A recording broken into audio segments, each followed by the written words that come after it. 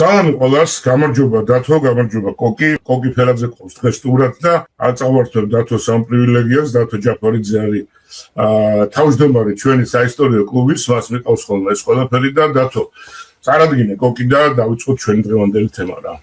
მოგესალმებით ყველას, მოხარული ვარ, რომ დღეს გვექნება დღეს და კიდევ სხვა დღეებში ძალიან საინტერესო თემებზე საუბარი. ეს შეეხება ქართველ მამლუქებს, რომლებიც დიდი ხნის განმავლობაში აღმოსავლეთის ქვეყნებში იყვნენ და ბევრი მათგანი იყო ამ ქვეყნების სათავეში და ბევრი ისეთ საინტერესო საქმიანობაც აქვს გაწეული მათ და კავშირებიც არის მათი საქართველოსთან.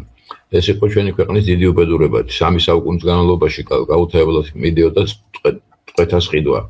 გაყავდათ ბავშვები, ქალები, ვაჟები, პატარების და უფრო მოზრდილების, რომლებიც მერე სხვადასხვა ამ ქვეყნების სათავეში მოექცნენ და განსაკუთრებით ბევრი იყვნენ მერე უკვე ოსმალეთის იმპერიის საფაშოებში ეს ქართველი მამლუქები.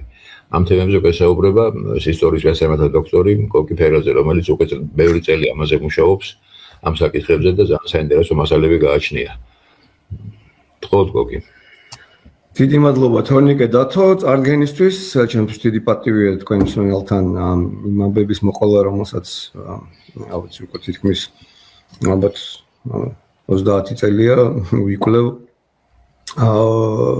და 2019 წელს პროფესორ გოჩა ჯაფარიძის ხელმძღვანელობით დისერტაციას დავწერე ამ ქართველი მამლუქების შესახებ. ჩემი ძირითადი ინტერესი და ასე ვთქვათ ფოკუსი იყო ალჟირის, ტუნისისა და ლიბიის საფაშოებში 18-19 საუკუნეში ჩაყვანილი ან თავისინებით ჩასული ქართველების ამბების წარმოჩენა, თუმცა ამას გარდა, რა თქმა უნდა, ჩემთვის განსაკუთრებული კვლევის და ინტერესის საგანი არის ასევე ეგვიპტის ოსმალურ საფაშოში ყოფი ქართველების ამბები და მათი ბედის გამოკვლევა, ასე ვთქვათ. ძალიან საინტერესოა რა და დათო შეკითხვებით წაუბართოთ ჩვენი ყრთობა თუ კოკი რას აპირებ აი დღეს ჩვენ აი ყובה ნაწილ მოგვიწევს ამაზე საუბარი და დღევანდელი თემა ძირითადად რა იქნება? ხო აი სულ მაქვს ხოლმე იმის ინტერესი რომ რაღაცა ხელშესახები აღმოვაჩინო მამლუქების, მათი კავშირები ჩვენს საქართველოსთან, თავიანთ სამშობლოსთან და ვინც ეს თემა ასე თუ ისე იცის პოპულარული ლიტერატურიდან, ფილმებიდან, ასე შემდეგ, ყველა მიცის რომ მათ რაღაცეებს ეს ქართველი მამლუქები რაღაცა წერილებს და რაღაცეებს აგზავნიდნენ საქართველოში. ეხლა ერთი მომენტი მეც ესე ჩავთვალე რომ ეს ინფორმაცია იყო საკმარისი, მაგრამ ამას წინას დავინტერესდი რომ კონკრეტულად რომ რამდენი წერილია, რა წერილებია და რა წერია ამ წერილებში, იმიტომ რომ ნაწილობრივ რაღაცეები გამოიცა, თუმცა ყველაფერი რა თქმა უნდა გამოცემული არ არის, არც გაშიფრული არ ყოფილა ბოლომდე ეს წერილები და ამიტომაც ჯერთ ვიზუალურად მაინტერესებდა როგორ გამოიყურებოდა და მეორეც ერთი უბრალოდ საინტერესო არის ისტორიისთვისაც რას იწორებოდნენ ეს ადამიანები, რა აწუხებდათ მათ, ანუ რატო აგზავნიდნენ წერილებს. რა თქმა უნდა, ძალიან ბევრი წერილი იქნებოდა, მაგრამ რაც შემოგჩა არის სულ 4-5 წერილი.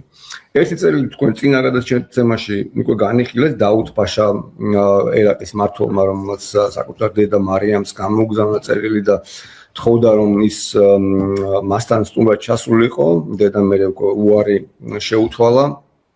და ეს წერილი ესე უპასუხოდ დარჩა, ასე ვთქვათ. და კიდევ 4 წერილი, რომელიც ეგვიპტელი მამლუქების მიერ არის მოწერილი, აქედან 2 წერილი არის რუსეთის ცენტრალურ არქივში. ისინი 1967 წელს ვალერიან მაჭარაძე იყო ესეთი ძალიან კარგი მკვლევარი და მან გამოაქვეყნა და კიდევ 2 წერილი არის საქართველოში. ერთი არის ცენტრალური ისტორიის საარქივო ფონდებში, მეორე კი ხელნაწერთა ინსტიტუტში და აი ამ წერილებზე მინდა რომ ასე ვთქვათ მოკლედ მოგიყვეთ. აი მე ახლა ვიზუალურად წარმოდგენა გქონდეს, აი რაზე ლაპარაკობს კოკი, ნახეთ ეს არის ერთი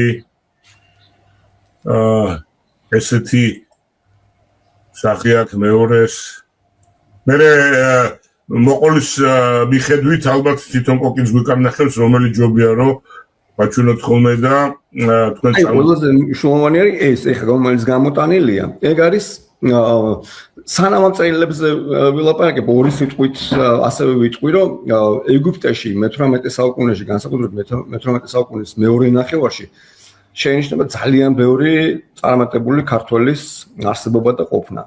ამაზე შთაბეჭდილებას გვიქმნის რამდენიმე მოგზაური ასევე ერეკლე მეორის მიერ გაგზავნილი დესპანი რომელიც ეგვიპტეში იმყოფებოდა იმას სიები შექმნა საერთოდ მამლუქების აი მიახლოების წარმოდგენა რომ შევიქნა 18 მართველი ბეი იყო ბეი ერქვა ეგვიპტის ერთ-ერთი პროვინციის გამგებელს ანუ რეალურად აი მინისტრთა საბჭოსავით იყო ეს ბეები რომლებიც 18 იყვნენ 18-დან 12 იყო ქართველი 6-დან დანარჩენი 6-დან იყო ჩეჩენი, რუსი, მოლდოველი, ზოგს აბაზა უწერია, ამიტომ ესე ფლატ ქართველი. საინტერესო მომენტია, კოკი, ჯერ ესეთი ორი კითხვა გამიშთა, ერთი ეს ყველა ეს 12 ყველა მოტაცებული ბედით არის ჩასული თავისნებით ჩასული ხო არ არის ვინმე და მეორე კიდე რაც ჩამოთვალე სულ ყველა არის საიდანაც მოსული. იქ ადგილობრივი ვერ ხარობდა ასე ვთქვათ ამაზე და რატო? ხო, ყველა მათგანი არის მოტაცებული. ანუ რამდენადაც შეიძლება ვთქვათ, რომ აი მათი ეგვიპტეში ჩასვლის მომენტი დაფიქსირდეს, ყველაზე ცნობილია რომ რაღაცნაირად რაღაცა ხერხით იყვნენ საქართველოსთან გაყვანილი ხა. ყველაზე ცნობილი არ არის ვინ იყვნენ და რა ადგილიდან იყვნენ, რა გვარები იყვნენ, მაგრამ აი რაღაცა ამ კონკრეტული მომენტისთვის ხო, აი მე-18 საუკუნის მიწურულს ვიღაცების გვარებიც კი ვიცით, ქართველების სახელების და გვარებიც და წარმომავლობის ადგილები. მეორე კითხვას რაც შეეხება, აქ იყო ესეთი სრული, ასე ვთქვათ, მაფია იყო, შეგვიძლია ვთქვათ, აი კავკასიურ ქართული მაფია იყო. რა ისინი სხვას არავის არ აკარებდნენ ამ ძალაუფლების სადავეებს, იმიტომ რომ ეგვიპტე წარმოიდგინეთ ყოველთვის ძალიან მდიდარი ქვეყანა იყო მით უმეტეს იმ პერიოდში, ხო? აი აქ იწარმოებოდა ოქრო, უამრავი ის რა ქვია, ხორბალი და ასე შემდეგ. ანუ ისეთი საიმპორტოდ, საექსპორტოდ გაქონდათ უბრალოდ ნედლეული და ძალიან დიდი შემოსავალი ჰქონდა ეგვიპტეს. ან მდიდარი ქვეყანა ითვლებოდა. ამიტომ ამ სიმდიდრეზე ვთქვათ, ის ექსკლუზივის მოპოვებას, რა თქმა უნდა, ისინი სხვას არ დაუთმობდნენ. ესენი იყვნენ შეიარაღებული ადამიანები, რომლებიც ბავშვობიდანვე იზრდებოდნენ მებრძოლებად. ეს ტრადიცია მე მგონი სალადინმა დაამკვიდრა, მან შექმნა ეს შენერთები ხო მამლუქების. კი ბატონო, ეს ხო, აი გაცილებით ვფრთხილად რომ მე-13 საუკუნეში, მე-12, მე-13, მე-14 საუკუნეში ესე განსაკუთრებით ჩამოყალიბდა.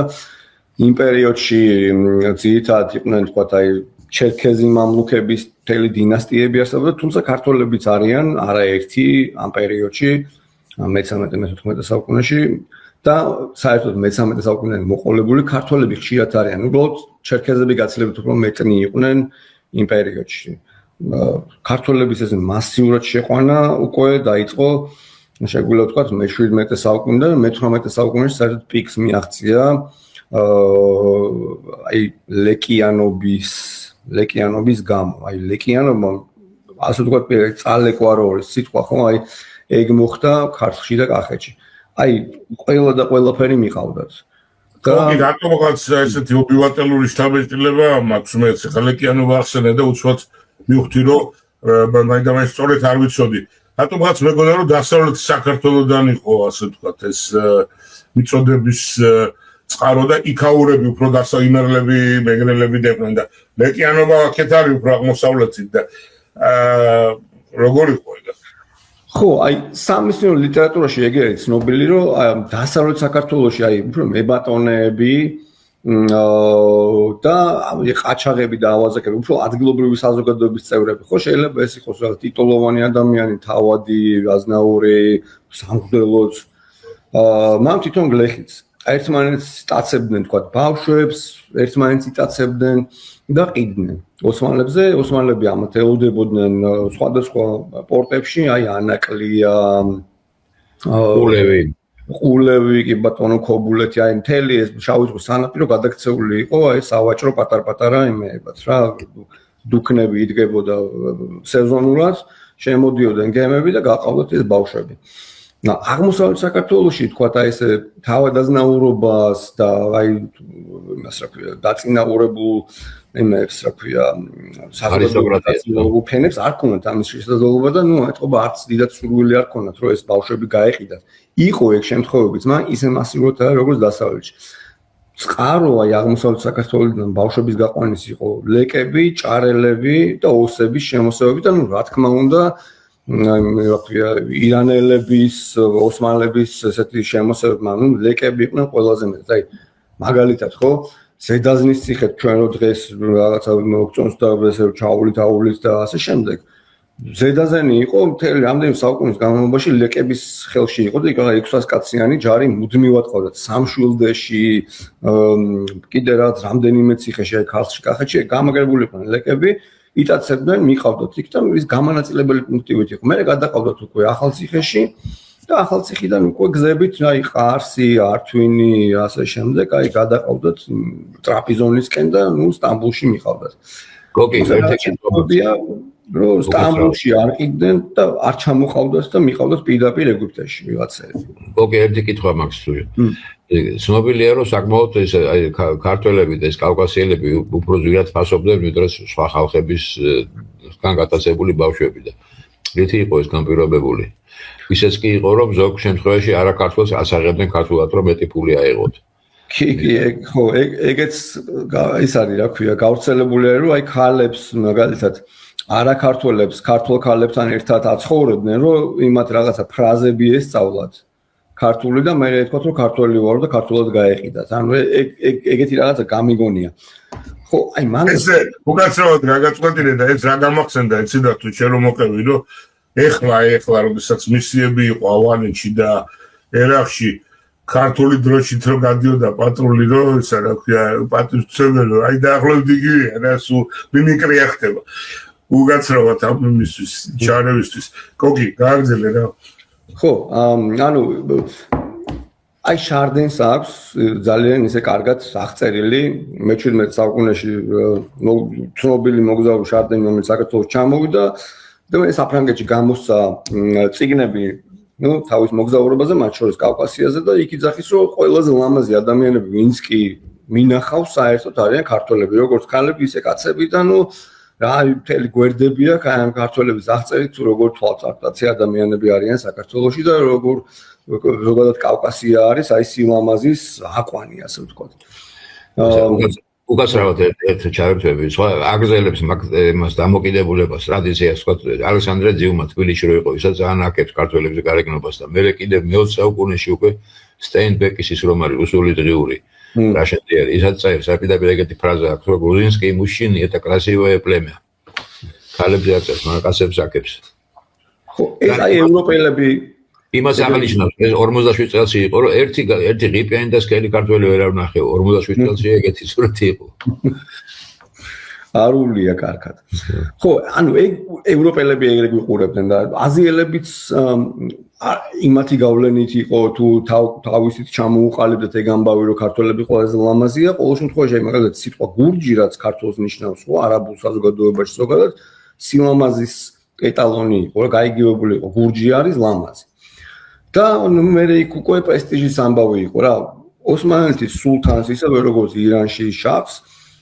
თავის ჰარემში ქართველები უნდა ყოლოდა ანუ ეგ ცალსახა ამბავია ვიცით ის ქართველები ვინ იყვნენ და ამის გამო ყველა ადმინისტრაციას აი პროვინციულ მმართველებს ფაშებს და ასე შემდეგ ხო ყველა ბაძავდა მერე უკვე სულთანს და უნდა რომ ისეთივე ჰარემი ქონოდა როგორც სულთანს ქონდა შეიძლება სულაც არ მოსწონდა ეს ქართველი ქალები და თქვა რომ ვიღა ეთიოპიელები ერჩივნა არ ვიცი ნაკლებად ლამაზები არც ისინი არ არიან მაგრამ ეს იყო პრესტიჟის ამბავი რომ ქართველი ქალი აუცილებლად უნდა ყოლოდათ ჰარემში ესეთი წარმატებულ იმებს რა ქვია მმართველებს ფასიც აქედან გამომდინარეობდა რა ქართველზე ჩერქეზზე აფხაზზე ფასი ყოველთვის იყო უფრო მაღალი ვიდრე თქვა სხვებზე ჩვენ ვითვლებოდით თეთრკანიან მონებად იყვნენ აი შავკანიანი მონებით ისინი შინამოსამსახურეებად იყვნენ მოიხმარებოდნენ უფრო ჩვენ თეთრები ანუ მეტად ქართველები ჩერქეზები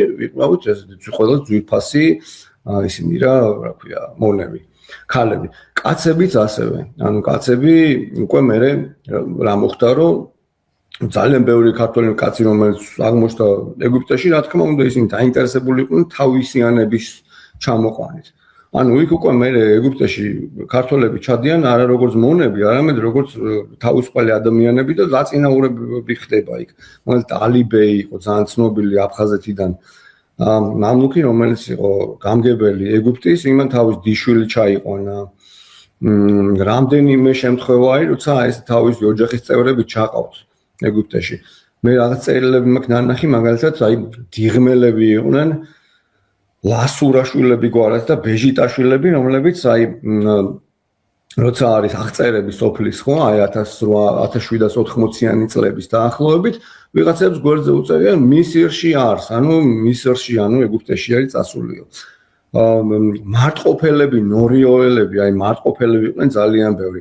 იონა ხელაშვილს აქვს პირდაპირ დაწერილი, რომ ეგვიპტეს მარტყოფელები მართავდნენ და იოანე ბატონიშვილის კალმასობა ხუმარსწავლაში იქ პირდაპირ არის თქვა ერთი დიდი პარაგრაფია მოცემული, რომ მარტყოფელები როგორ მართავდნენ ეგვიპტეს, რომ როგორ უყვარდათ ერეკლე მეორე, გიორგი, როგორ ახლოს იყვნენ სამეფო ოჯახთან, როგორ მათ ღვენს უგზავნიდნენ. ანუ ეს მარტყოფელები საკმაოდ ბევრი არიან და რაღაცა სიგელბურჯებიც არის შემორჩენილი და ანდერძები სადაც ჩანს, რომ მარტყოფელები მიდიმოდიან, აი ჩადიან ეგვიპტეში, ჩამოდიან, აი ერთი არის მაგალითად გაბრიელ თუშმანიშვილზე. თუშმანიშვილების ციხე დღემდე არსებობს ფოთაშორის მარტყოფი. რომ გაბრიელ თუშმანიშვილმა თავი გადასდოს სასიკვდილოდ სამჯერ მოიარა მისრიო, ანუ სამჯერ ჩავიდა. ეხლა იმ პერიოდში სამჯერ ეგვიპტეში წახვალ, ხო, ნუ ალბათ სასიკვდილოდ თავის გადადება, ძალიან ხიფათიანი გრძელი გზა არის. იქ სად რა დაგემართება არ იცი, მაგრამ ნუ ეთყობა იცოდა ვისთანაც მიდიოდა, ვისთვისაც მიდიოდა და იქიდან ფული მოქონდათ, იარაღი მოქონდათ, ტანსაცმელი მოქონდათ, წერილები მოქონდათ. და ვიღაცები შეებოდნენ კიდევაც. გოგი, აი მან გაჩნდა ერთი კითხვა რა, ეხლა შენ ამ წერილებზე ქონდა აწყობილი დღევანდელი საუბარი და კავშირებზე და ეხლა სხვა მასშტაბით დავინახე მე პირადად, მაგალითად, არის რაც თქვი, რომ 18-დან 12 რო ქართველია და დანარჩენიც კავკასიელები არიან და შენ ახსენე სიტყვა ქართულ კავკასიური მაფია. ეს კავშირი საქართველოსთან რამდენად აი როგორი ტიპის კავშირი იყო რა ისიც კითხი რომ ელექტრე მეორე ძალიან უყვარდათო ანუ ეს იყო რაღაცა პირადი თქვა აი როგორც წინა გადაცემაში დათო მოიყარა წერილი დედას თუ რაღაცა ცოტა უფრო როგორ გითხრა ეხლა აი პოლიტიკური კავშირიც არის ან რაღაცნაირი უფრო სერიოზული რამე ურთიერთობა არის თუ ეს რაღაცა პიროვნულად და სოფლის დონეზე ჩერდება ხო, ანუ მაგაზე შეგვიძლია ვიმსჯელოთ, ხოლო იქიდან გამომდინარე, რომ თუ გვაქვს წყაროები ამისი რა. ეხლა ერთადერთი წყარო, რომელიც აი პოლიტიკურ კავშირებზე საუბრობს, არის მაქსიმე კაჭკაჭიშვილი, ესეთი არტილერისტი იყო ერეკლესი, რომელიც რუსეთშიც მოღვაწეობდა, ერეკლესთანაც კავშირები ჰქონდა და ერეკლემ გააგზავნა ეგვიპტეში და სხვა შორის ეთიოპიაშიც რა, როგორც თავისი ელჩი. მოკლედ ეს მაქსიმე ჩადის ვიღაც თავის რომელიღაც ნათესავ ბეგთან, აი ვინ არის ზუსტად არ უწერია სამწუხაროდ, ამიტომ იმ ბეგის გვარიც არ ვიცი, მაგრამ ერთ-ერთი კაჭკაჭიშვილიც იქნებოდა.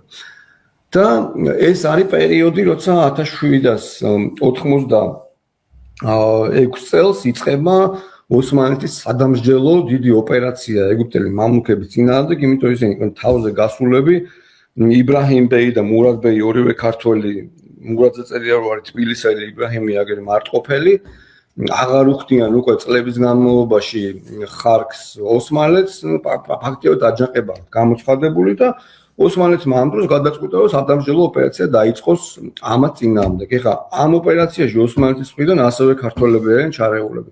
ერთი არის ჰასანბეგი კი არა ჰუსეინ კაპუდან-ფაშა, რომელიც არის იმიდან ფშაველიდან, სოფელი მშაველიდან. სომეხი იყო ესე წერია, მაგრამ ქართულად ლაპარაკობდა სიბერეშიც კი. მისი ადიუტანტი არის ასევე ტუნისელი ქართველი ისმაილი, რომელიც მასთან იყო ჩასული და კიდე ბევრი ესეთ გენერალიტეტში ქართველები ყავს, საკმაოდ ბევრი და რასთავარია კიდევ ერთი ისმაილ ბეი, რომელიც ასევე ქართველია და ეგვიპტეში იყო და ნუ ამ მურადმა და იბრაჰიმმა განდევნეს. მოკლედ ეხლა რა ხდება, რომ ამ კაჭკაჭიშვილს თხოვენ მედიაციას რუსეთთან.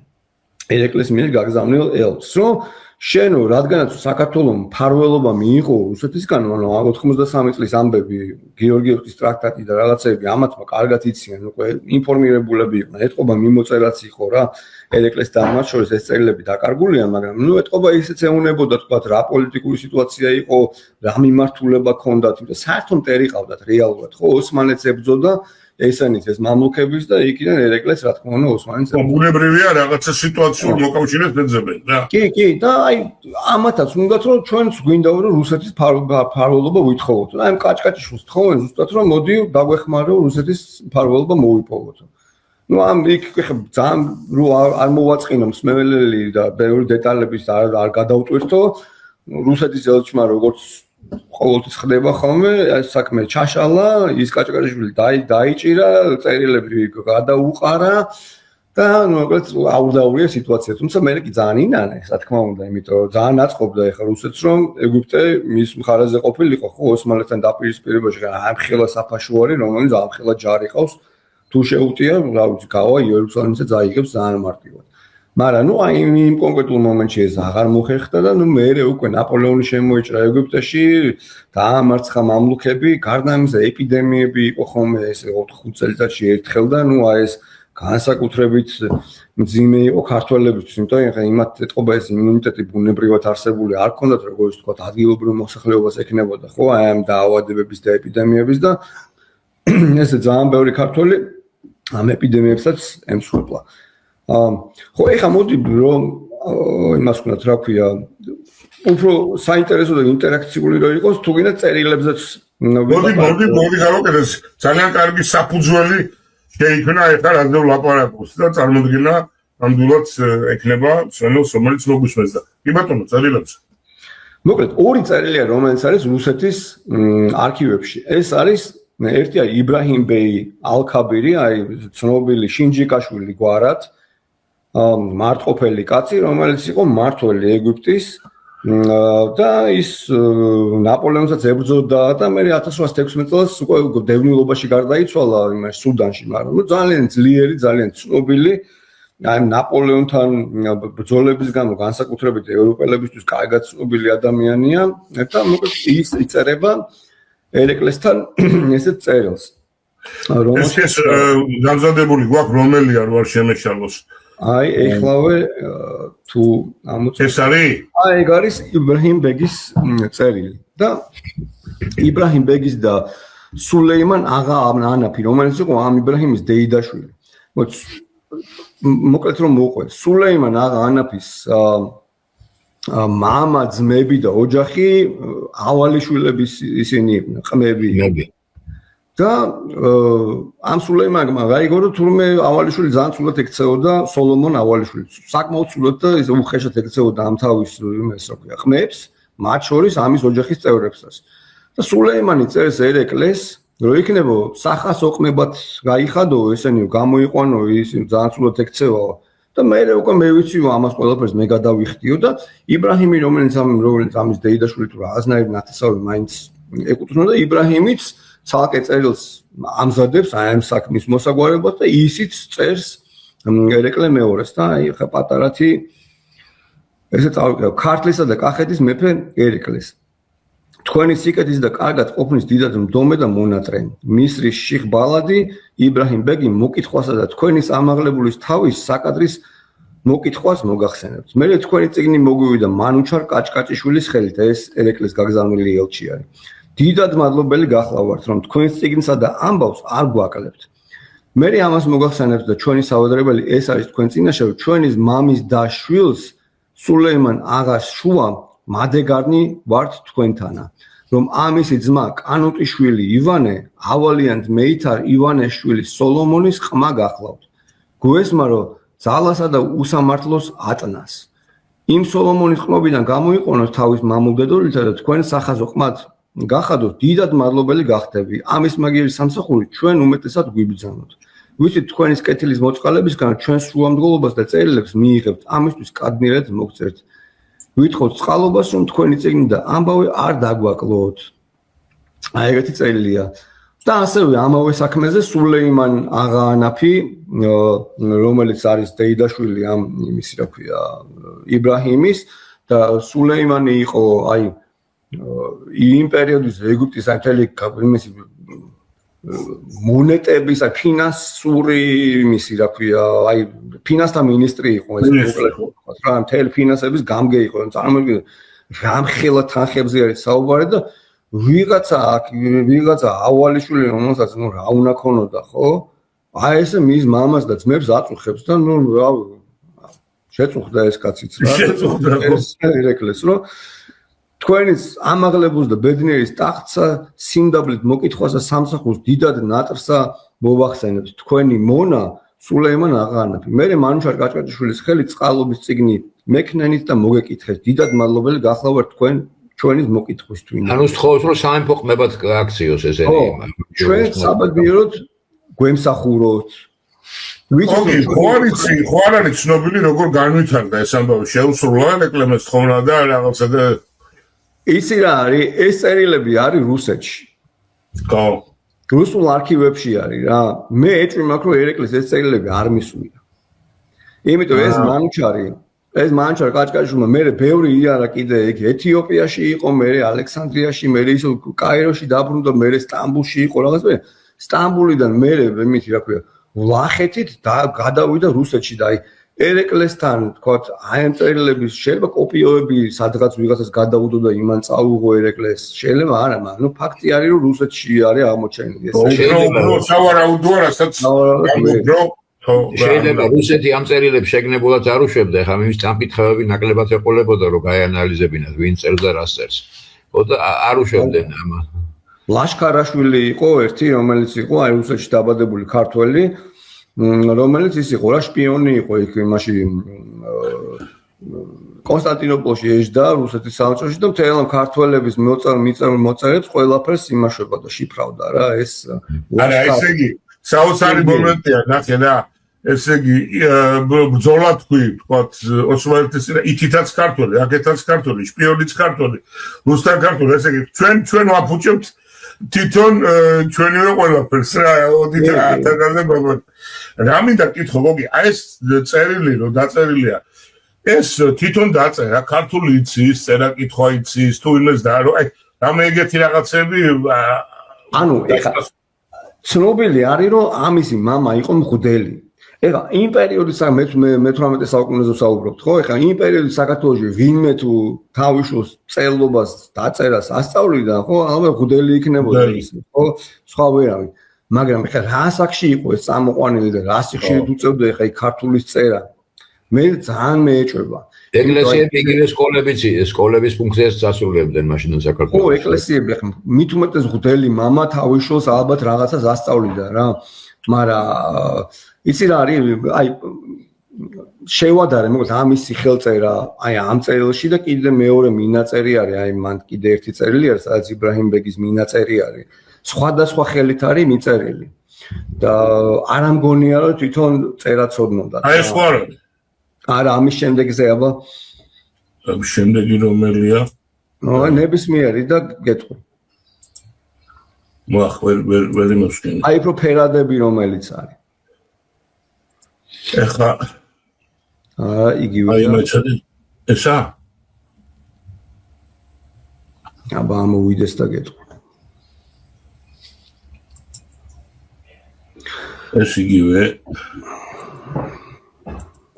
ой აი ეს რაღაცა ირიბათაც აქ მინაწერი არა იქ სხვა არის თუ გინდა მე ვესწრები და იქნებ იმას ვქნა ჩავდო და ვაბარემ ის არის შეიძლება აბა თუ გამოვა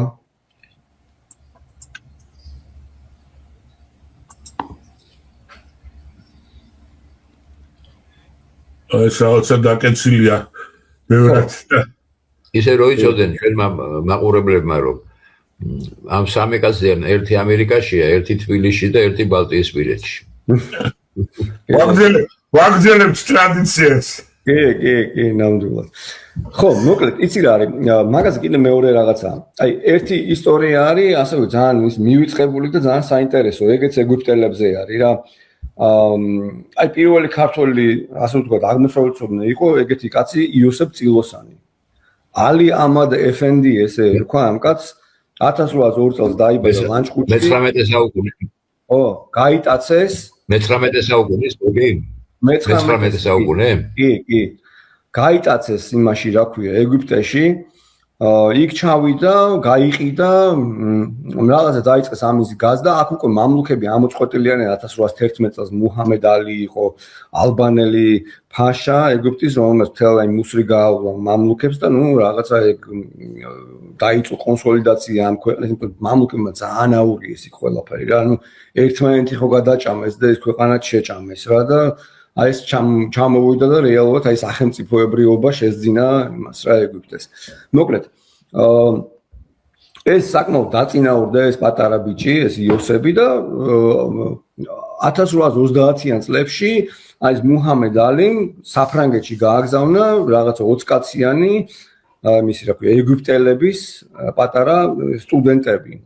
რო იქ რაღაცა საქმე ესწავლოთ ინჟინერია, თანამედროვე რაღაცეები, რომ მე დაბრუნებულიყვნენ ეგვიპტეში და გაეგრძელებინათ რაღაც კარიერა სახელმწიფოს უწყებებში. მოკლედ ეს იოსები ჩავიდა პარიზში, იქ გაიცნო, კი არა, რაღაცნაირად დაუკავშირდა ბროსეს, რომელსაც აჩვენა წერილი, რომელიც დედამისის წერილი იყო რა. აი ამ ბიჭს ახლა საიდანაც ეს წერილი ჩაუვარდა ხელში წარმოიდგინე და იქ ბროსე ნახა, იმ ბროსეს გააშიფრნა ეს წერილი, იქ დედა წერსო ჩემოშვილო სოსელო როგორ მომენატრე ნეტა შენი ნახვა შემეძლოს 1000 ადამიანი გაიტაცესო ყველა წერილს იწერება და შენ რა დაგემართაო რომ არაფერს არ გვატყობინებო ერთი წერილი მაინც მომწერება და ჩავთვლიო რომ ცოცხალი გნახეო. მოკლედ იქ ეთყობა ამან ბევრი იფიქრა და დაბრუნდა საქართველოში ეს წილოსანი. ეგვიპტეში აღარ წასულა, დაბრუნდა დაიწყო თარჯიმანად მუშაობა მთავარ მართებლის იმაში, რა ქვია, კანცელარიაში და საქართველოში გარდაიცვალა შვილები ყავდა ვიღაცები დღემდე არიან, მისი პირდაპირ არა, მეგონი ირიბის თავმოყრები. მოდი ამ წერილის წაკითხო თვითონ ვერ შეძლო და პროცესს გააშიფრინა. იმის თქვა მინდოდა ამითი რომ კითხვა არ იცოდნენ, ლაპარაკი იცოდნენ. ლაპარაკი იცოდნენ. რაღაცა წერილებიდან ტონით ხვდები რა, რომ აი ეს ადამიანი შეიძლება საიდან ყოფილიყო, აი ერთი წერილია, რომელშიც აი ცოტა რაღაცა კუთხურად ეთყობა, რასაც ამბობდა, იმასვე წერდნენ რა. აი ერთი არის რომ რაღაცას ამბობს, აწე. აი ეს აწე მეთქი რა არის, ყველანაირად ვეძებე და მე მივხვდი რომ ალბათ აი იმ პერიოდში რაღაცა პატარა ის არის რა, რაღაცა იგივე აწი? ხო და აი აწე რაღაცებს იძახის და ეგ ალბათ უფრო დასავლეთ საქართველოს ის არის რა, რა ვიცი, ვანდელი განმსახედით, თუმცა შეიძლება ნებისმიერი სხვაც იყოს, მაგრამ დასავლეთ საქართველოსდან წამოსული ადამიანის საუბარს უფრო გავს ჩემთვის. საინტერესო ძალიან საინტერესო. კიდე ამდენი ამის ამოკრეფა შეიძლება ესე დეტალებზე დაკვირვებით. კი. ერთ პატარა რაღაცას ეს წავიკითხავ და შეგვიძლია მაშინ მე კი ბატონო. სხვა რაღაცებს ხო, მოკლედ ცნობილი ამბავია კიდე რომ ამ იბრაჰიმ ბეგმა გამოაგზავნა ფული, მაშინ რა ქვია, მარტყოფში ეკლესიის ასაშენებლად. და ეს სულ რაღაც ლეგენდაც არსებული ამბავი არის და არის 1790 წელს შედგენილი განჩინების დოკუმენტი, სადაც აი ამაზე წერია და ეს არის რა საინტერესო ამბავი არის და ამას წავიკითხავ ასევე. მისირელი არ ეგვიპტე. მისირელს იბრაჰიმ ბეგს მარტყოფში ეკლესიის აღსაშენებლად 44-ის თუმრის ოქრომ გამოუგზავნია 12 წელიწადია, ანუ 1778 წელს გამოუგზავნია. ამ თეთრი საქმე გამოვიკითხეთ. მოკლედ აქ ის საეკლესიო საბჭო იყო, რომ ვიღაცამ ფული გამოგზავნა და რა მოხდა, ეკლესია არ არის აშენებული. ამ თეთრი საქმე გამოვიკითხეთ და შევიტყვეთ, რომ ეკლესია არ აღშენებულა და თეთრიც ადგილზევე არის. ჩამოვაყვანინეთ იმ ბეგის ძმა შინჯიკაშვილი ბასილა და ვკითხეთ და იმან საშინელის ღვთის სახელის ფიცით ასე აღგვიარა. მე რომ მივალ იბრაჰიმ ბეგმა მკითხაო, ისევ გომურის ეკლესიაში სწირავენ მარტყოფსა თუ სხვა გააკეთესო. მე მომახსენე არა ზემოთ რომ წმინდის ნიკოლაუსის ეკლესია არის, იქ სწირავენ მეთქი და მიბრძანა.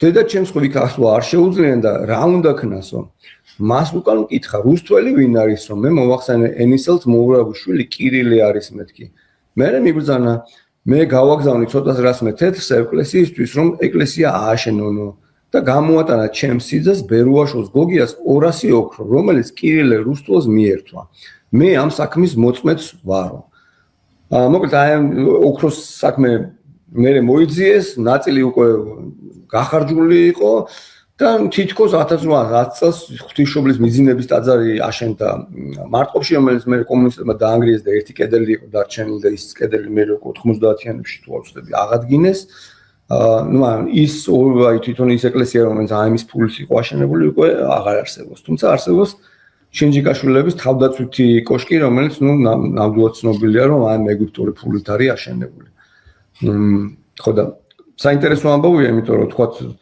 სულ გონია ხოლმე რომ აი ეს მამლუქები წავიდნენ მაგრამ აი დღევანდელი თითქოს აი დღევანდელობასთან აი ეგ კავშირი აქვს რა რომ ადამიანები საქართველოს ფარგლებს გარეთ იმას კი იტაცებდნენ მაგრამ ეხა დღეს თავისით მიდიან მან ფულს უკან აგზავნიან რაღაცეებისთვის რა აი ეკლესია ააშენეს ციხესიმაგრე ააშენეს ფულს ისედაც აგზავნდნენ ცნობილია მარტყოფში თქვა რამდენიმე შენობა არის ტანსაცმელი იარაღს რო აგზავნდნენ ეგეც ამ წერილებში კარგად ჩანს ოკი ესეთ ვაგზავნით ჯარიმების დემონსტრანტების ჯარიმების გადასახადება კი აი ეგრე არის ზუსტად რა მაშინაც ეგრე იყო მეორე ნაწილია ჩვენი გადაცემის ქართული მამლუქების შესახებ და მაინც მინდა რომ დათო ვიღაცამ შენო მხოლოდ ეს ნაწილი ნახოს და ისე წარადგინო ოკი და მე ძალიან მოკლედ თქვა რა იყო წინ და რას ვაპირებთ დღეს თუ სიტყვა დავიჯახოთ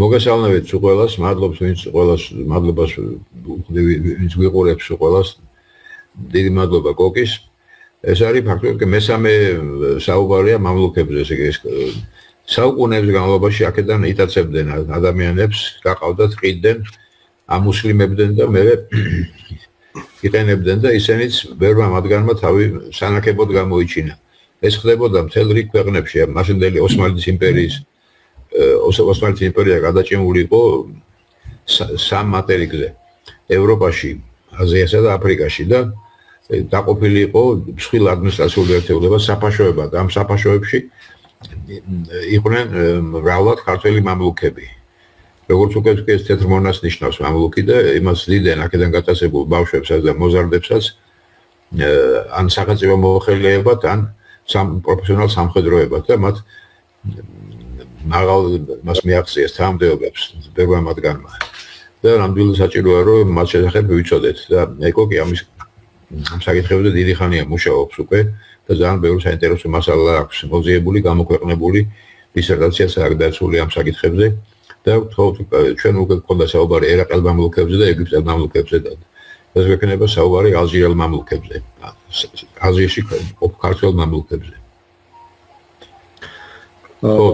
თორნიკე მადლობა წარდგენისთვის დათო დიდი მადლობა წარდგენისთვის ერთ რამეს დავუმატებდი რომ ხო პირველ რიგში რა თქმა უნდა ბავშვებს იტაცებდნენ და დასრულებს მაგრამ ქალებს იტაცებდნენ ასევე განსაკუთრებული მონდომებით იმიტომ რომ განსაკუთრებით ოსმალურ ჰარემებში აი ქართველი ქალის ყოფნა იყო ძალიან პრესტიჟული ამბავი და პირველ რიგში ქალებს ერჩობდნენ ასე ვთქვათ რა და მე რა თქმა უნდა კაცების გაყვანაც დაიწყეს ეხლა დღეს ჩვენ რაზე საუბრობთ სამეცნიერო თემაზე წავთ ეხლა აი შენმა სიტყვამა გამიჩინა კითხვები და მოდი ცოტა პატარა დაზუსტებები გავაკეთო და მე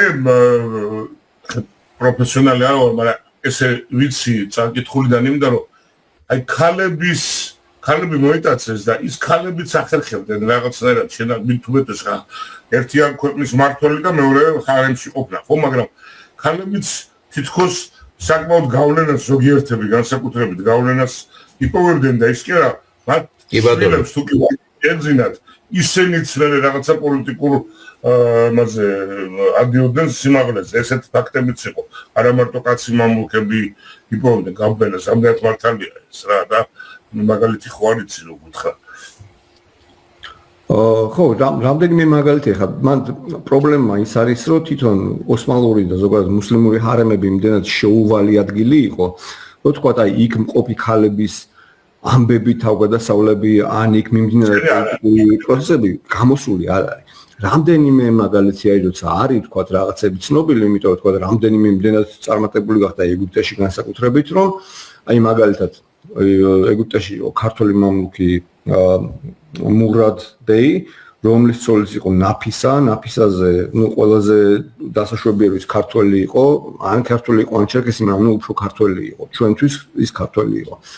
მაგალითად, როდესაც ფრანგები შეიჭრნენ ეგვიპტეში და მურად ბეი, იბრაჰიმ ბეი და მთელი ეს ქართული მამლუქები გაიქცნენ კაიროდან, მათი ცოლები კაიროში დარჩნენ და ეს ნაფისა იყო ერთ-ერთი ყველაზე მთავარი ქალი აქ დატოვებული ჰარემებიდან.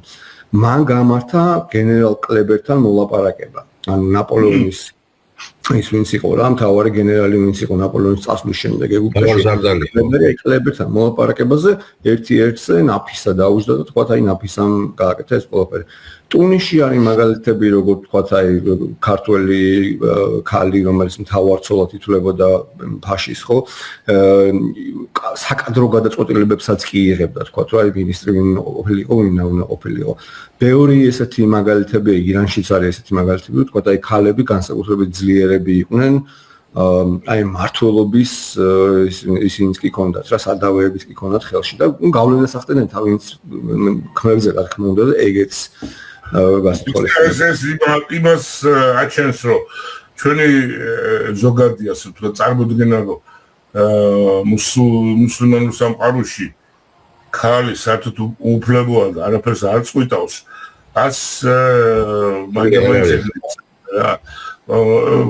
ახლა კლებერთან მოლაპარაკება ისეთი მაგალითია რომ არ ვიცი თუ არ ეკითხება როგორ მართავდა მოლაპარაკება ყურანი გარკვეულ უფლებებს ანიჭებს ქალს. საინტერესოა მე კიდე საკეთებაში და კიდე ერთი კითხვა მაქვს აი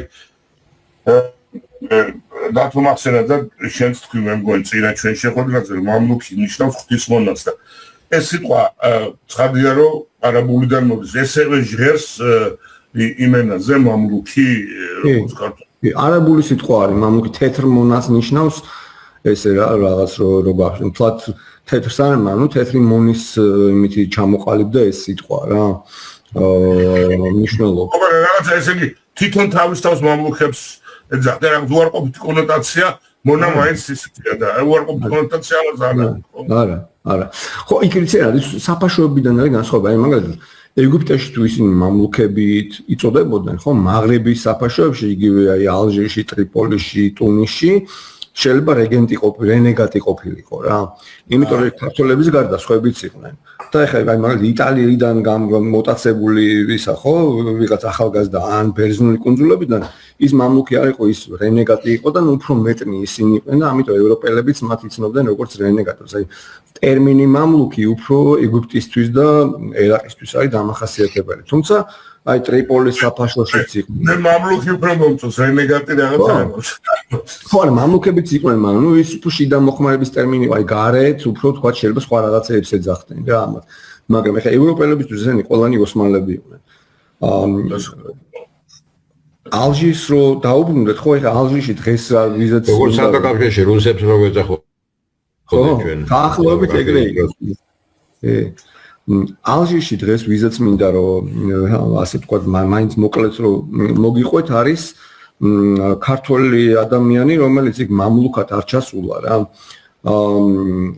ამერიკაში რაღაცა წიგნებს ვათვალებდი თავის ძროზე შესაძლოა მქონდა რომ კოლუმბიის უნივერსიტეტში ბიბლიოთეკაში მუშაობა და ძალიან კარგი ბიბლიოთეკა შედიხარ და პირდაპირ შეგვიძლია რომ წიგნების საცავში შეხვიდე და მაინც ესე კატალოგით არ გამოიწერო და ასე წიგნი ვნახე რომელშიც პირდაპირ წერია რომ ჰასან ფაშა ეგვიპტის ალჟირის ფაშა იყო დაბადებით ქართველი და წყარო არის მინიშნებული ბრიტანეთის არქივზე.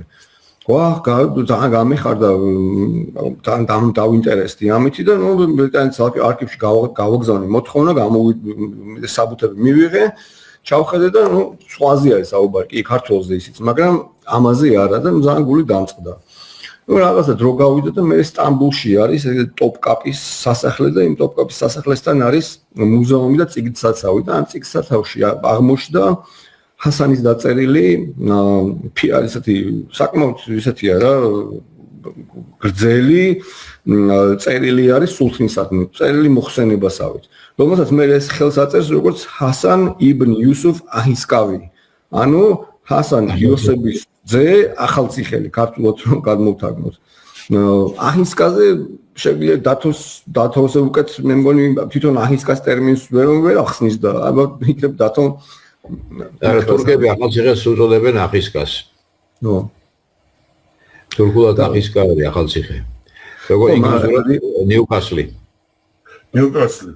ხო მაგრამ აი რეალურად ხა აი რამდენად შეიძლება რომ აჰისკავი მაინდა-მაინც თურქი ყოფილიყო და არა ქართველი ხო ჩემი აზრით ეს ადამიანი ქართველი იყო იმიტომ რომ რაღაცა წყარო უბრალოდ არასწორად იყო მითითებული წიგნში და ამ ავტორს აშკარად ნანახი ქონა სადღაც რომ ეს ქართველი იყო ბოლოს ნუ ეხლა იმ 1000-ობით გვერდ დოკუმენტში ამას თავიდან ვეღარ არა დიდი ალბათობით ქართველი ნაყოფილიყო იმიტომ რომ იმას თუ გავითვალისწინებთ რომ მთელი იმ ხნის განმავლობაში როცა ახალციხის საფაშო ოსმალეთის იმპერიის შემადგენლობაში რო იყო სულ 1-2 იყო რომ თურქი ფაშა გამოაგზავნეს იქ და აჯანყდა ხალხი და მთელი დანარჩენი თითქმის 100 წლის განმავლობაში იყვნენ ჯაყელები იქ ფაშები ჯაყელები შერვაშიძეები მოკლედ ქართველი ფაშები თურქი ფაშა არ იგუეს იქა და ალბათ 100%-ით ვერ დავამტკიცებთ მაგას მაგრამ უფრო დიდი ალბათობით ქართველი ნაყოფილიყო ჰასანი ალბათ ხო მოსახლეობაც ალბათ ეგრევე იქნებოდა ანუ ეს ჩვენ საუბარი გვაქვს მე-18 საუკუნის პირველ ნახევარზე ანუ როგორც რაღაც ისტორიული კვლევებით ირკვევა აი ალჟირი ისევე როგორც სხვა ოსმალური საფაშოებიდანაც ასე ვთქვათ აი რეკრუტმენტისთვის ვიღაცები ჩადიოდნენ აი თუ საქართველოს მოსაზღვრე თურქულ პროვინციებში იქიდან ადამიანები შეეგროვებინათ მათ შორის ლაზებიც და წაიყვანეთ ისინი მეზღვაურებად ალჟირში დაესაქმებინათ. ხა ეს ახალციხის საფაშო უკვე რაღაცა ოსმალეთის შიდა პროვინციად განიხილებოდა და იქ თქვა გადაადგილებოდა ამ ადამიანებს სადაც გადაყვანა უფრო ადვილი და იოლი იყო არ იყო აუცილებელი ვიღაც მოგეტაცებინა. თან სავარაუდოდ ის იგულისხმება რომ ეს ადამიანი უკვე მუსლიმი იყო იმ პერიოდში. მოკლედ ასე იყო თუ ისე იყო მე-18 საუკუნის პირველ ნახევარში როგორც მე თვითონ წერს ეს ადამიანი გადავიდა ალჟირში როგორც იენიჩარი იქ დასაქმდა ემსახურებოდა ტუნისიდან იმ მომენტში ტუნისიდან გამოძევებულ იმას რა ქვია საგარეულოს ერთ-ერთი წევრს თუმცა მე ტუნისში ალჟირში დარჩა ეს ადამიანი და ტუნისში აღარ დაბრუნდა 1770-იან წლებში ალბათ ეს იქნებოდა 35-40 წლისა ის შავი ზღვის და ეგეოსის ზღვის მიდამოებში უკვე მეზღვაურად მსახურობს ოსმალეთის ფლოტის შემადგენლობაში რუსებს ებრძოდა და 1775 წელს 73 წელს უბრალოდ აღნიშნულია რომ ის იყო ალჟირის ვაქილ ალ-ხარიჯი ვაქილ ალ-ხარიჯი არის აი შემოსავლების მთავარი ასე ვთქვათ აი ფინანსთა მინისტრივით არის ოღონდ ხო, ფინანსები იყო დაკავშირებული უფრო საზღვაო საქმიანობასთან, აი პორტის მთავარი ზედამხედველი იყო და ამ მეზღვაურების მთავარი ზედამხედველი იყო ხა. უნდა გავითვალისწინოთ, რომ ალჟირი ამ დროს არის მეკობრული ქვეყანა. ალჟირში მოდი სერვანტესი ცოტა წარმოგიდგენა შეექმნეს ჩვენს მაყურებელს. აი ხა ჩვენ ვაპარაკობთ არაბულ ქვეყნებზე, ხო? აი გეოგრაფია როგორ ალჟირი არის დღეს საზღვრებია და ქვეყნის სტატუსი აქვს თუ რაღაცა ვასალური რიგი არის ამ არაბული ქვეყნების თუ როგორ არის ეს პოლიტიკური დუქა და მე-16 საუკუნიდან მე-16 საუკუნემდე იყო ესეთი ქალაქი სახელმწიფოები არსებობდა ხმელთაშუა ზღვის სამხრეთ იმაზე რა ქვია პერიმეტრზე და როცა იბერიის ნახევარკუნძულიდან ესპანეთმა გაათავისუფლა მუსლიმებისგან გამოყარა ეს მუსლიმები ყველა ეს ადამიანები დასახლდნენ ასე ვთქვათ შეივსო მოსახლეობა აი იქიდან გამოყოლილი ანდალუზიდან გამოყოლილი მუსლიმები ამათში ასევე შეერიდნენ ვიღაცა ბერბერი ტომები ოსმალებიც იყვნენ ანუ საკმაოდ ცივი ჭრელი მოსახლეობა იყო მაგრამ ეს იყო ქალაქის სახელმწიფოები რომელიც იყო ოსმალეთის ქვეშ ოსმალეთი იყო რა ამათი რეალურად ამათი ბატონი მაგრამ იმდენად მოშორებული იყო სტამბულს ტერიტორიულად, რომ ესეთი აი ყოველდღიური რეჟიმში ამათი გაკონტროლება არ ხდებოდა, ნახევრად დამოუკიდებელი იყო და საერთოდ შეიძლება ითქვას, რომ დამოუკიდებელი სახელმწიფოსავით არსებობდა ეს ტერიტორია. და მართლობა როგორ იყო, რომ ტუნისის, ასე ვქვია, ალჟირის ფაშას ფორმალურად ნიშნავდა სულთანი. ანუ იქ ადგილობრივ იანიჩრებს, დივანს, ვიღაცებს უნდა დაენიშნათ ადგილობრივი გამოერჩიათ თურქი, ანუ ოსმალო. ეს თურქი და ოსმალო ხანდახან შეიძლება იტალიელიც ყოფილიყოს, ხანდახან შეიძლება ირლანდიელიც ყოფილიყო და სხვადასხვა ადამიანმა, მუსლიმი, რომელიც უხელმძღვანელებდა ამ საფაშოს და მართავდა მას სულთნის სახელით. აი დაახლოებით ესე ხდებოდა ეს ამის კითხვა, გასწრაფის ზოგადი რა შემთხვევით ქალაქის სახელმწიფოები მithumetes თქვი რომ ეს მავრები ესპანეთიდან გამოწამოსული არაბი აი ეს ქალაქის სახელმწიფოები როგორი ტიპის განვითარების იყო, განათლება როგორი იყო, რაღაც ევროპულ იმას გავდავთ ქალაქის სახელმწიფოებს თუ რელიგიის გამო ცოტა სხვანაირი მიმართულება ჰქონდა. იცი რა, რაც მე ნანახი მაქვს, ეს არის ტიპიური ეხლა წარმოიდგინე, აქაურობას ქონა ძალიან ესეთი ღრმა და დიდი ისტორია, რომთან ურთიერთობის ბერძნული რომაული კოლონია იყო, ხო, აქ ბევრია ესპანელებთან ურთიერთობის, ფრანგებთან ურთიერთობის, ანუ ალჟირზე ახსენე, ალჟირში ნაცხოვრები ვარ და იქ ფაქტურად შენარჩუნებულია განსაკუთრებით უდაბნოში რომაული ქალაქები, რომელიც დაკონსერვებული არსებობს. კი. ანუ ხა ვიზუალურად ეს რა თქმა უნდა აღმოსავლური ქვეყანების იყო რა, ვიზუალურად იყო აღმოსავლური ქალაქი. კენტრის სახლები და შიდა ეზოები და ასე შემდეგ. ხო, მაგრამ აქ ცხოვრობდნენ ბევრი ევროპელები, ებრაელები ცხოვრობდნენ საკმაოდ ბევრი ასევე. რა თქმა უნდა იქ რაღაცა სხვადასხვა ტომების წარმომადგენლები იყვნენ, არაბები იყვნენ, თურქები იყვნენ და ქართველებიც იყვნენ რა, ცოტა. რაღაც ის რელიგიური ფანატიზმის ისა ნაკლებად იყო რა, შემწყნარებული ნელი საზოგადოება იყო მეტნაკლებად. ხო რა, რადგან ესეთი სხვადასხვა ჯიშის და ჯურის ხალხი ირეოდა რა.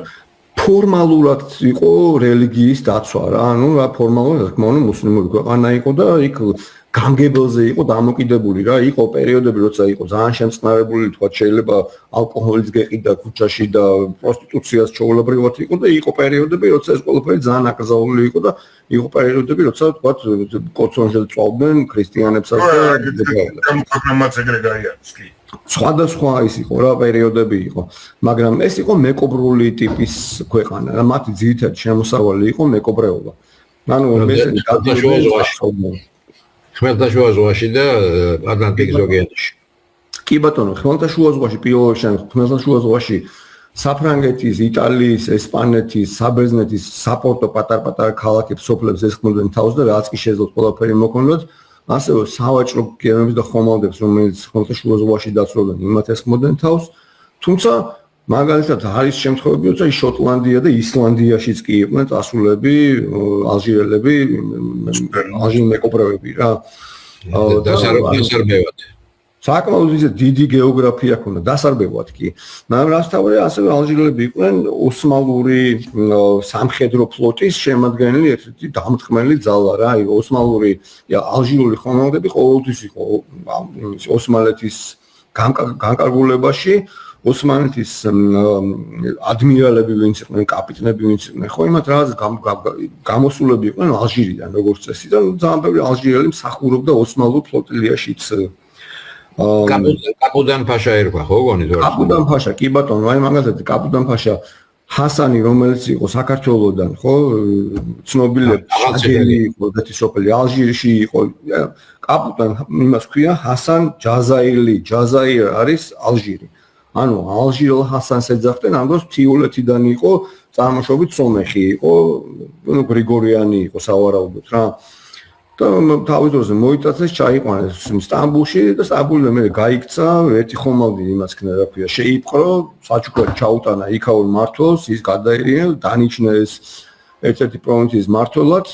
თუმცა ხა ეს ძალიან ამბიციური კაცი იყო, იქ სადღაც იმისი რა ქვია, ალჟირის პროვინციის მმართველობით ვერ შემოიფარგლებოდა, ხა მე გახდა ეს ადმირალი და რეალურად 30 წლის განმავლობაში ოსმალეთის იმპერიის აი ჩრდილოვანი მმართველი თუ ვინმე შეიძლება დაარქვა, ეგ იყო რა, ეგ ადამიანი მართავდა, ეგაც ნიშნავდა დიდ ვეზირებს, ასე შემდეგ. ანუ მნიშვნელოვანი ადამიანი იყო და ეგეც ალჟირიდან იყო წამოსული რეალურად. მაგრამ დღეს ვიზაც საუბრობთ, ის იყო ახალციხელი ჰასანი, რომელიც როგორც თქვი 1770-იან წლებში რუსებს ებრძოდა, იყო ასევე მეზღვაური. აი ახალციხიდან მეზღვაური როგორ აღმოჩნდა, ჩემთვის რა გავუყოლია, ანუ ეთყობა ნიჭიერი ადამიანი იყო და ითვისებდა ამ მეზღვაურის იმებს რა ქვია, ცოდნას და თან განათლებული იყო, იმიტომ აი ის წერილი რომელიც სულთანთან აქვს დატოვებული, იმაში წაიკითხა, რომ აი მთელი ეს არაბ მეზღვაურებზე აქვს საკმაოდ დიდი ტრაქტატები დაწერილი და იმათ ნაწერებს კარგად იცნობდა და როგორც თქვა ძალიან დაინტერესებული იყო თვითონ ძალიან მხელობის შესწავლით და კარგადაც შეისწავლა კიდეც. მაგრამ პირველ რიგში ეს უკვე ადმინისტრატორი იყო და არ იყო მაინდა ეს მარტო მებრძოლი ადამიანი. მოდი 1775 წელს ალჟირში და ესპანეთს შორის იყო ესეთი გამუდმებული ბრძოლა მუდმივად. და 1775 წელს ესპანეთმა მორიგჯერზე კიდე განიზრახა, რომ მოდი ახლა ალჟირს საბოლოო ჯამში გავაუქმებ და დავიწყებ. და დაახლოებით 200 საზღვაო გემი 220,000 ჯარისკაცით დაახუნძლეს და გაუშვეს ალჟირის ასაღებად, მაგრამ არ გამოუვიდათ ეს ამბავი, იმიტომ რომ სულ ადგილას გადმოსხეს ჯარი, ისინი ზარბაზნები ვერ გამოიყენეს, ეს ალჟირელები საკმაოდ მედგრად დაუხვდნენ და 5,000 კაცი დაკარგეს და დაბრუნდნენ ისევ ესპანეთში. საინტერესო ისაა, რომ აი ამ ოპერაციის დროს ჰასანის ნაწერებში ჩანს კიდევ ერთი ახალციხელი ადამიანი, რომელიც იყო არტილერისტების მეთაური იყო ალჟირში. ანუ მარტო თვითონ არ იყო ახალციხიდან ეტყობა, კიდე რამდენიმე სხვა ადამიანიც იყო, უბრალოდ წყაროებში ხა იმათ სახელები ან რაობა არ შემორჩენილა. მარტო ამას უწევია, რომ აი კიდე ეს ამ კაცმაო რაღაცა ესპანური ხომალდები და აზიანაო ისე კარგად იცხოვლაო.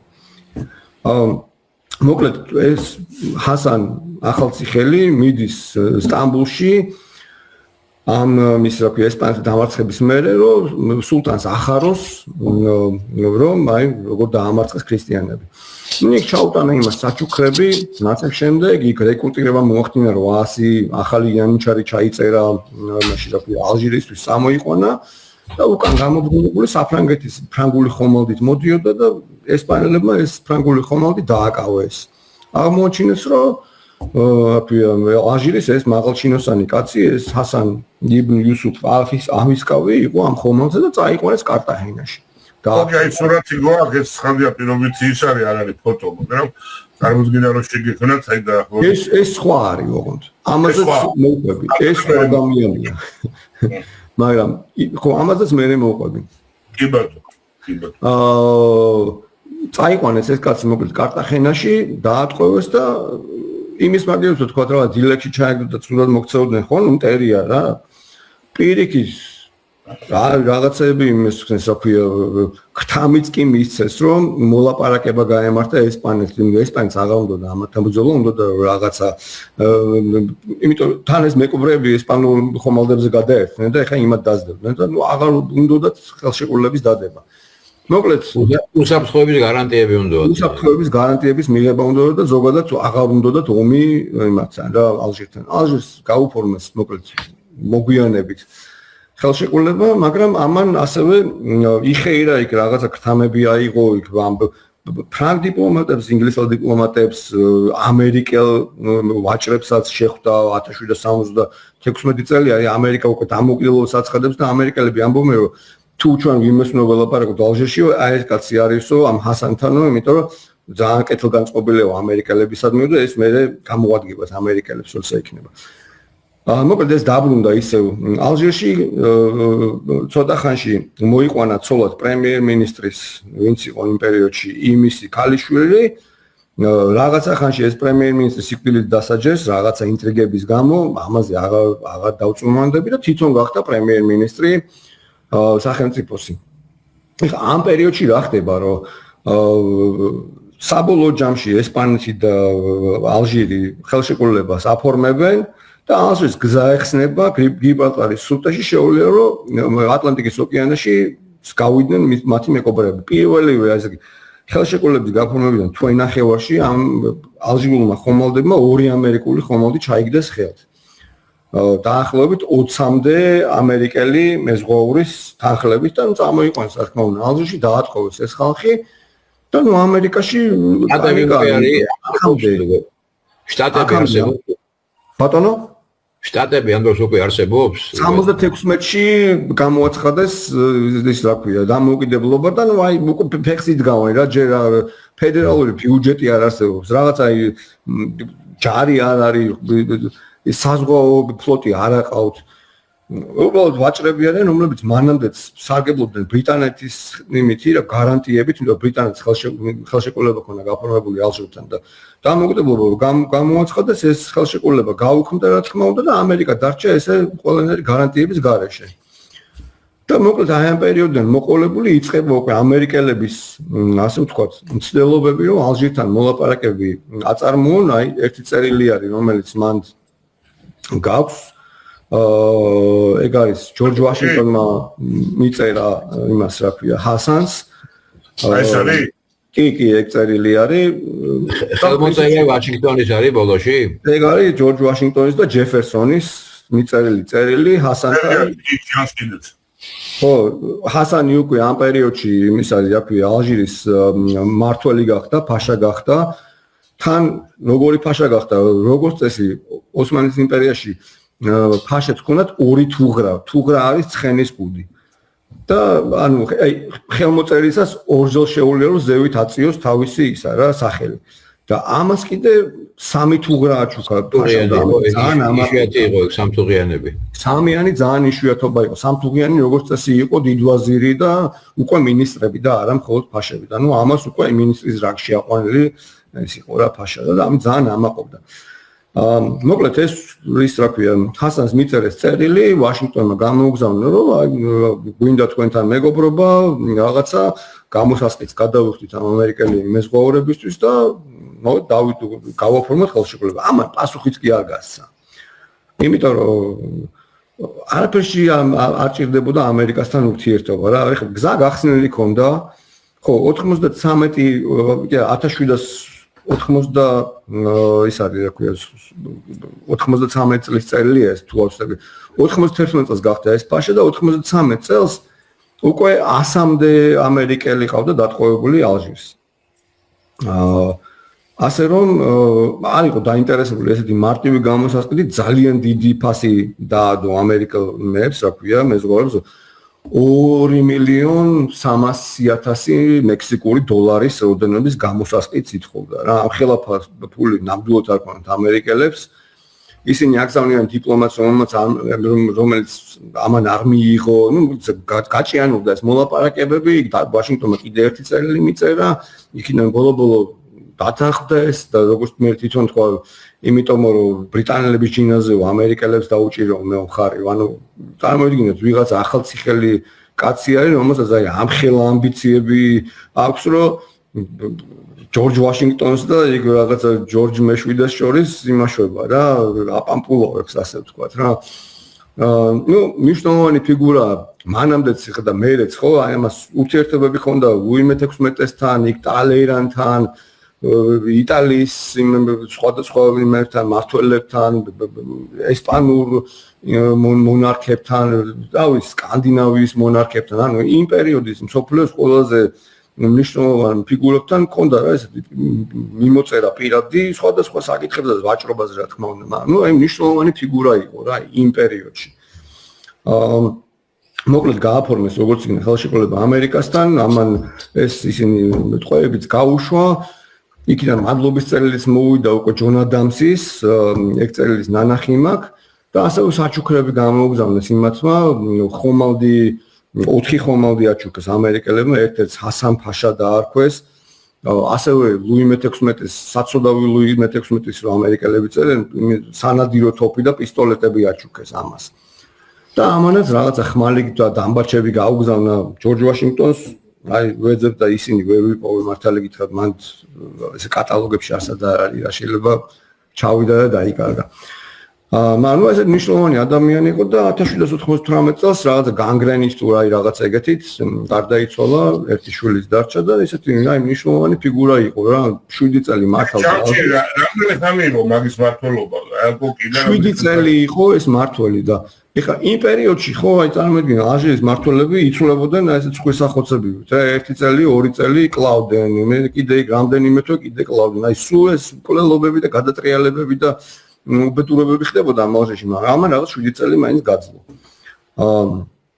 ხო ამის მერე არის კიდევ აი ის ფოტო რომელიც აჩვენე უკვე 1817 წელს მოდის ეგ მართველი სანამაგად გადახვალეს იგი ამისი ოჯახი მაგისი შთამომავლები ვერ გოგო ყავდა ერთი გოგო ყავდა რომელიც იყო ალჟირის ბოლო მართველი ვინც იყო ოსმალო ჰუსეინი იმის ცოლი ახლა იმათ უკვე მე შვილები რაღაცები უკვე აღარ ვიცი ყავდათ არ ყავდათ ამ ქალისგან ყავდა ანუ ამ ქალის ბედი უკვე მაინც აღარ ვიცი თუმცა ქალებზე განსხვავებით კიდე რაღაც აი ამის ჰარემშიც სხვა მმართველების ჰარემებშიც აი ქართველი ქალები ჩანა ალჟირში სახელობითად ნაკლებად რამდენიმე სახელი არის მხოლოდ მაგრამ აი ქართველი ქალები ალჟირში იყვნენ არაერთი ბევრი სხვათა შორის კიდე რამდენიმე ქართველი აი ეს ადამიანი რომელზეც გადადიოდი უკვე სულაცაც ვაჩვენებ ეს ვინ არის ეს არის უკვე მამლუქი